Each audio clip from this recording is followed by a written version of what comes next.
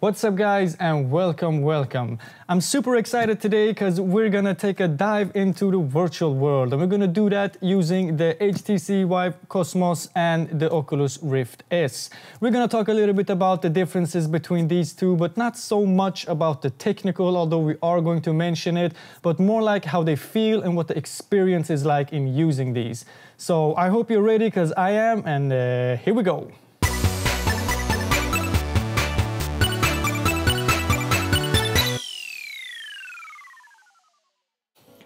First up, we have the HTC VIVE Cosmos, and this is the more expensive of the two. It uses two 3.4-inch LCD screens offering a resolution of 1440 by 1700 each, making it a combined resolution of 2880 by 1700. The Oculus Rift S uses one screen, and it has a 2560 by 1440 resolution, so this is slightly higher. And this also runs in 90 Hz, where the Rift S runs in 80 Hz. And what the differences are is something I'm curious of seeing, if it's even noticeable. But one thing they do have in common is that they both use the inside-out tracking, meaning that you no longer have these external sensors that you place in the room to track the headset and the controllers. Everything is tracked by the headset itself, and they both offer a 110-degree field of view. Now let's open this bad boy up and see what we got.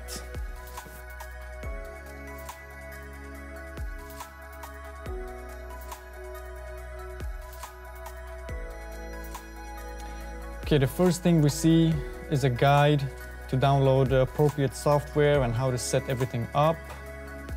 And you also have your serial number there, so it's a good thing worth keeping. Then we got the headset.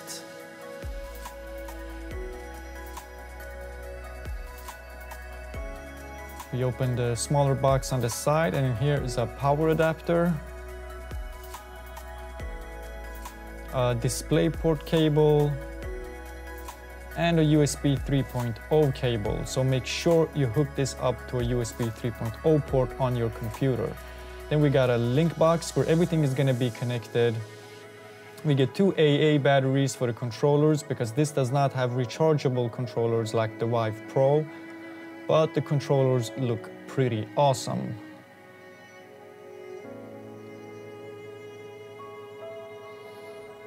We also get a cleaning cloth, so we can clean sensors or the lenses in case they get dirty. We get a thick manual with two stickers inside. And that's about it. As you can see, it's quite a lot of stuff, so I'll just show you how to hook everything up as well. Start with the link box, and you connect the headset cable in one end, and on the other end you connect your USB cable, your DisplayPort cable, and also your power adapter.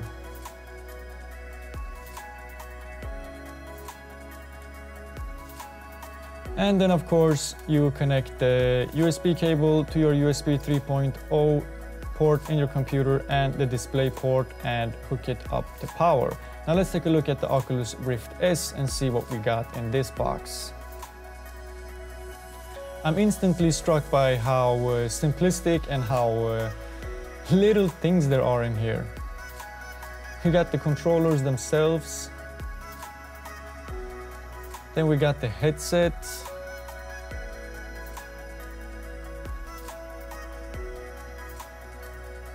And then there's a smaller box in there containing a small manual.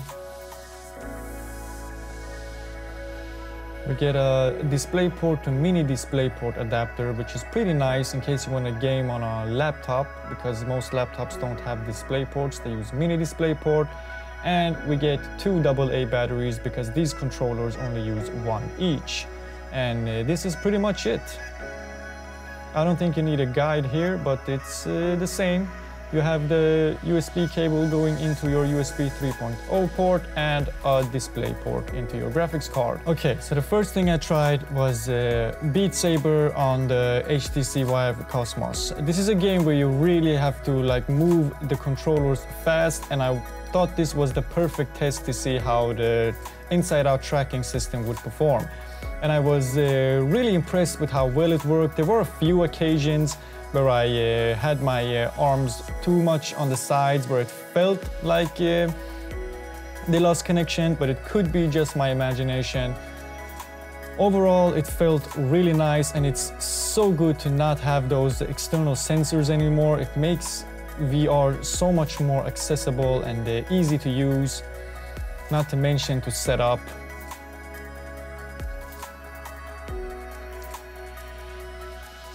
Then I tried a few other games and everything just felt so amazing. The screen looked great and the experience is just amazing playing VR games.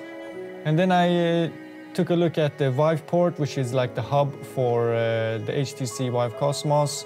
I had an issue where I accidentally picked up a controller for a RC car and I didn't know how to put it down, and then I couldn't use my left hand to interact with other things, which got me a bit annoyed, but I figured it out eventually. And the Oculus Rift S introduction system was just something else, man. I mean, this really gave me such an amazing introduction to VR. I can imagine if you're a person using VR for the first time and you go through this tutorial and this introduction that the Oculus offers, it was just great. I mean, it was playing this magical music and you get to do all these cool stuff. It was the perfect introduction to virtual reality.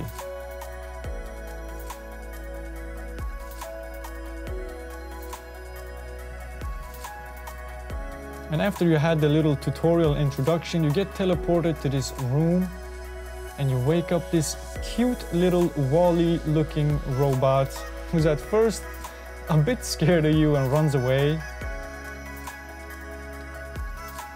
Then you wave to him and he comes, and I mean, this whole experience was so cool. I was just so sucked into this world. So he eventually gives you cassettes or discs.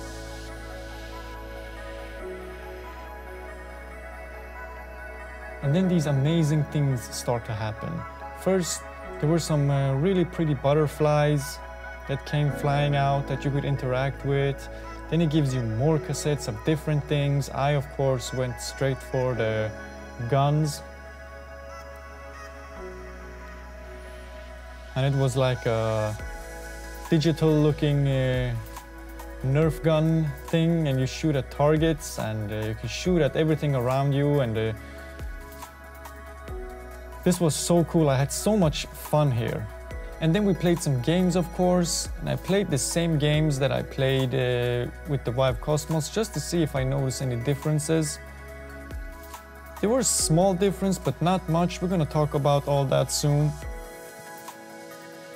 I had a small issue with my controllers, and we're gonna talk about that as well in a minute. But getting access to your Steam library was super easy.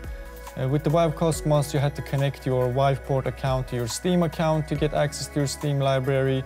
Here I didn't even have to do that, so nothing special there. And I'm just blown away by how the Rift S can be sold at this price. Okay, so it's time to summarize my final thoughts after using these two, and we can start with the setup process. I definitely think that the Rift S had a lot more streamlined and a fun way to introduce you to the VR world. Although VivePort looks amazing, it just wasn't as interactive and it didn't give me that magical feeling that I got when I set up the Oculus Rift S. If we talk about the headsets themselves and the tracking, I think it worked fine, better than I expected actually, but I had a few issues with the Rift S where one of my controllers would just disappear and then reappear 15-20 seconds later. It was kind of annoying, but it didn't happen that many times, although if it's a continuous problem, that could be something that annoys you. I don't know if it was just mine or if it's something that you guys have experienced as well. If you have one, let me know in the comments if you did.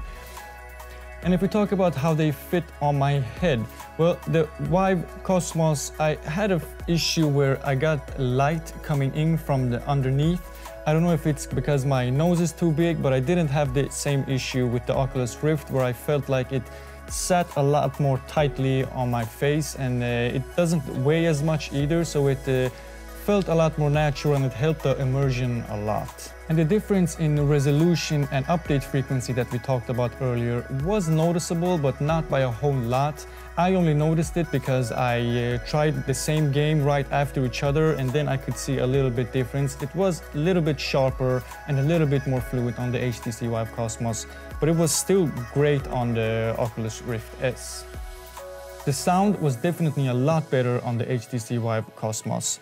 But the good thing is that you have a 3.5mm head jack here on the Rift S where you can plug in your own in-ear headphones. And now to the controllers. The Rift S controllers are a lot smaller and weigh a lot less than HTC VIVE Cosmos. I kind of like that, but maybe you don't.